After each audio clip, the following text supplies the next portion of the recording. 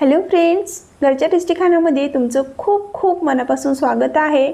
आज आपण milk cake recipe बघणार आहोत। रेसिपी खूप सोपी आहे, खूप कमी साहित्यामध्ये ही रेसिपी बनवून तयार होते। खरं म्हटलं तर ही रक्षाबंधन स्पेशल रेसिपी आहे।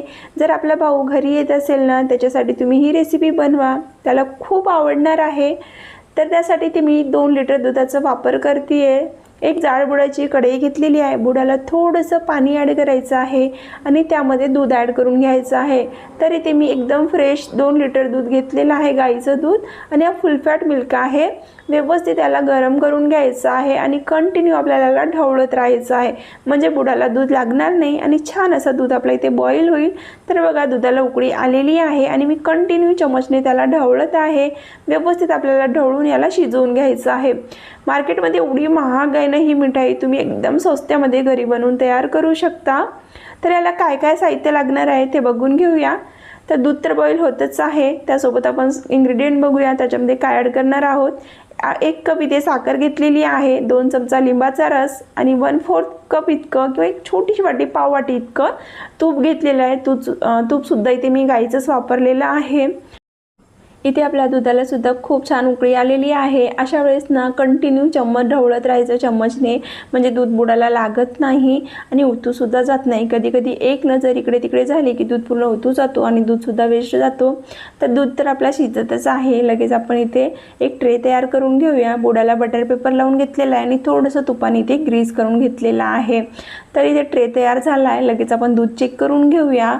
तर इथे बघू शकता, दूध बऱ्यापैकी इथे आटवून घेतलेलं आहे आणि आपल्या 2 लिटर दुधातला 1 लिटर दूध इथे मी आटवून घेतलेलं आहे। आता लगेच आपल्याला यामध्ये दाणे तयार करून घ्यायचे। जसं मिल्क केकमध्ये थोडेसे दाणे असतात ना, जसं कलाकंद असतो ना, तसं करून घ्यायचं आपल्याला। तर त्यामध्ये आपल्याला थोडं थोडं लिंबाचं रस ॲड करायचं आहे आणि ढवळत राहायचं आहे। तर बघा, मी एक बॅचमध्ये ॲड करून घेतलेलं आहे, ढवळून घेतलेलं आहे, 1-2 मिनटं थांबवून घेतलं आहे आणि परत आता यामध्ये थोडंसं लिंबाचं रस ॲड करून घेते।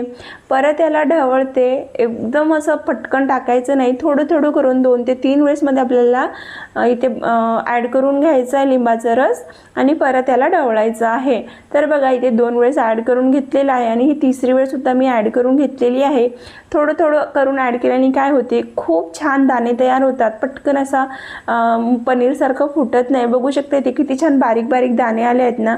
अशाच प्रकारे आपल्याला इथे दुधाला फोडून घ्यायचं आहे, म्हणजे फोडायचं नाही दुधाला पूर्ण, फक्त आपल्याला दाणे तयार करून घ्यायचे आहेत।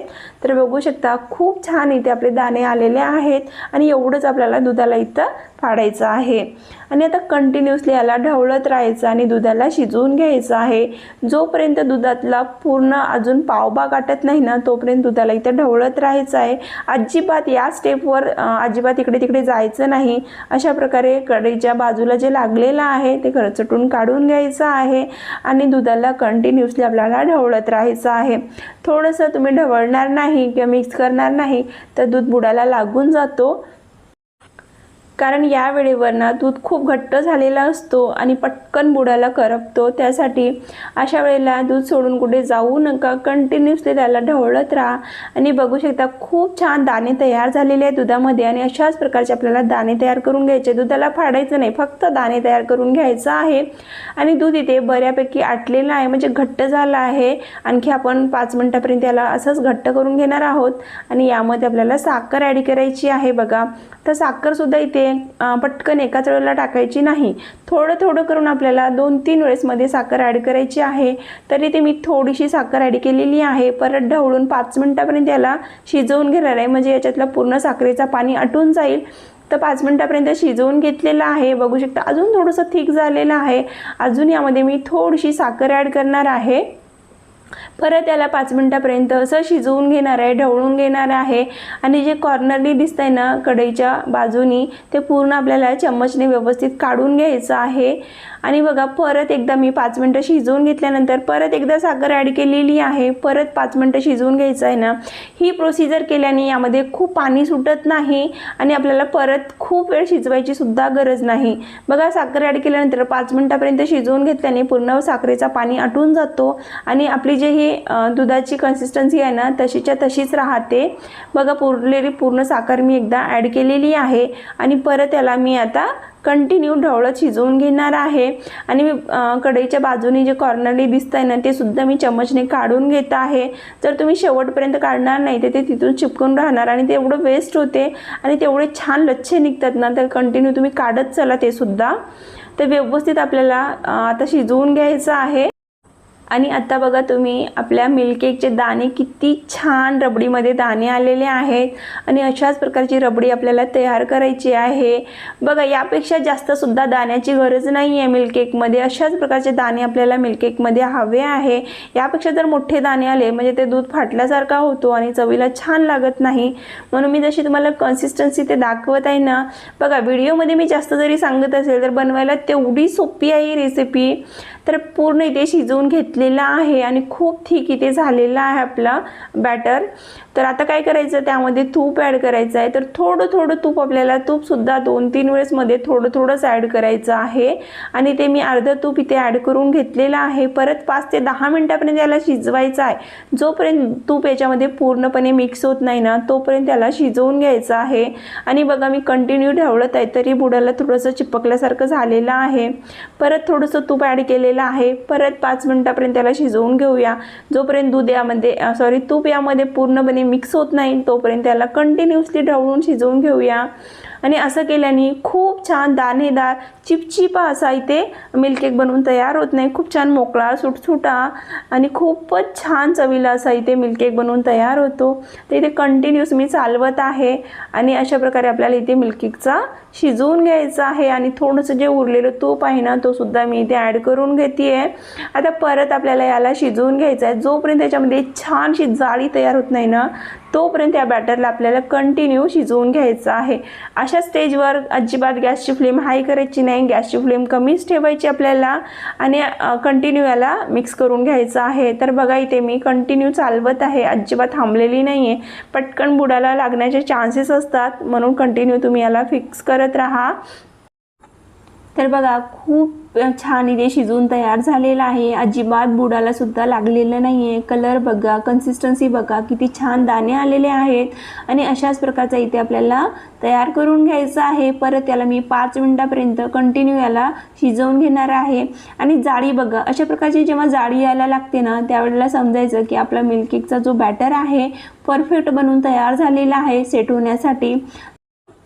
जर आपण याला लवकर काढून घेणार तर व्यवस्थित सेट सुद्धा होणार नाही, थोडासा चिपचिपा राहू शकतो। म्हणून तुम्ही शक्यतो 5 मिनिटापर्यंत जास्त शिजवा आणि व्यवस्थित शिजवा। तर बघा इथे आपला हा जो मिल्क केकचा बॅटर आहे ना खूप छान शिजलेला आहे। आता मी ह्या ट्रेमध्ये काढून घेते, जे आपण बटर पेपर लावून तयार केलेला आहे ना त्या ट्रेमध्ये काढून घ्यायचं आहे। पूर्णपणे पटकन याला व्यवस्थित सेट करून घ्यायचं आहे। आणि अशा प्रकारे बघा इथे मी पूर्ण काढून घेतलेला आहे। हवं तर तुम्ही यावरून थोडंसं पिस्ताची गार्निशिंग वगैरे करू शकता, पण इथे मी प्लेन ठेवलेला आहे कारण मिल्क केक हा प्लेनच दिसायला छान दिसतो, खायला तर अप्रतिमच असतो पण दिसायला सुद्धा सिंपलच छान दिसतो। तर अशा प्रकारे व्यवस्थित इथे मी सेट करून घेतलेला आहे आणि आता आपल्याला सेट होण्यासाठी ठेवूया। तर इथे मी पूर्ण ओव्हरनाईट सेट होण्यासाठी ठेवलेलं होतं मिल्क केकला। आता मिल्क केकला छान सुंदर कलर आणण्यासाठी त्याला व्यवस्थित झाकून आपल्याला 8 ते 10 तासासाठी सेट होण्यासाठी ठेवायचं आहे किंवा गरम जागेवर त्याला ओव्हरनाईट ठेवून घ्यायचं आहे। तर मी एक झाकणी लावली, व्यवस्थित त्याला किचन टॉवेल झाकलेला आहे आणि अशा प्रकारे एक जागेमध्ये त्याला गुंडाळून ओव्हरनाईट मी ठेवलेलं होतं। आणि बघू शकता मी सकाळला तुम्हाला हा व्हिडिओ दाखवत आहे, खूप सुंदर इथे आपला मिल्क केक सेट झालेला आहे। काढून दाखवते बघा, मी तुम्हाला काढून दाखवणार आहे, कट करून सुद्धा दाखवणार आहे। सगळ्यात आता आपण ह्या ट्रेमधून रिमूव्ह करून घेऊया। बघू शकता किती सुंदर कलर आलेला आहे। तर आपण याच्यातून आता रिमूव्ह करून घेऊया। बटर पेपर लावण्याचं एकच कारण आहे, तुम्ही बटर पेपर नाही असेल तर नका लावू, इझिली सुद्धा रिमूव्ह होतो पण त्रास होत नाही, म्हणून मी अशा प्रकारे एक बटर पेपर लावलेला आहे। आणि आता कट लावून घ्यायचा आहे। तुम्ही आवडीप्रमाणे स्क्वेअरमध्ये कट लावा किंवा माझ्यासारखं इथे रेक्टँगलमध्ये कट लावू शकता। मार्केटमध्ये अशाच पीसेसमध्ये आपल्याला मिल्क केक बनवून तयार करून देतात त्यांनी, त्यासाठी ते मी जसं मार्केटमध्ये मिळतो ना तशाच प्रकारे ते मी कट करून घेतलेला आहे।